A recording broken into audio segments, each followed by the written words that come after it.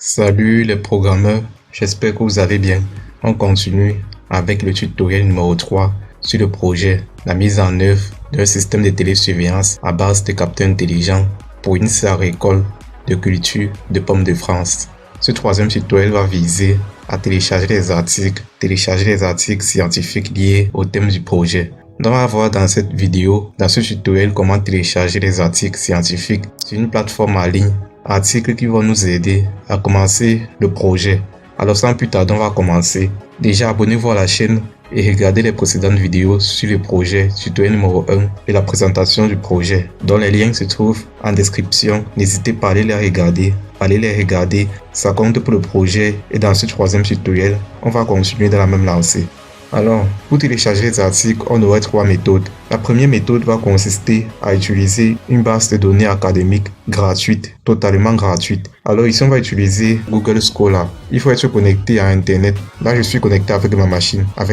Donc, on va commencer là par entrer Google Scholar. C'est le premier site. Et là, vous pouvez taper les thèmes.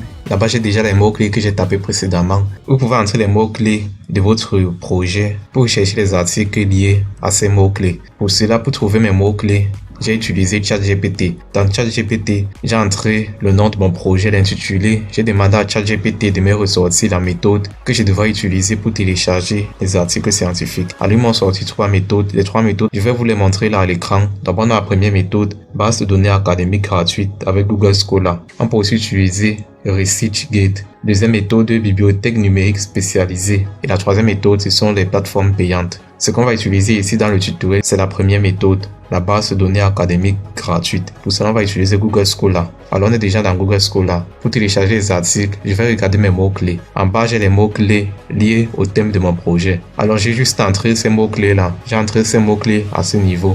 En entrant les mots-clés, je lance la recherche et là, on a une liste d'articles qui apparaît. Dans cette liste d'articles, vous pouvez constater qu'à côté, d'autres articles sont téléchargeables en PDF, mais d'autres non. J'ai juste téléchargé ceux qui sont téléchargeables en PDF. Donc, je viens là sur PDF, je clique. Ici, là, c'est déjà ce qui est téléchargé. Donc, je vais vous montrer juste la procédure. Une vérification va se faire. Il faut patienter. Et pour télécharger l'article qui apparaît là, c'est simple, très simple. Vous venez sur cette flèche et vous téléchargez. Ça part dans mon PC, je mets enregistrer. Je peux aller dans téléchargement et regarder.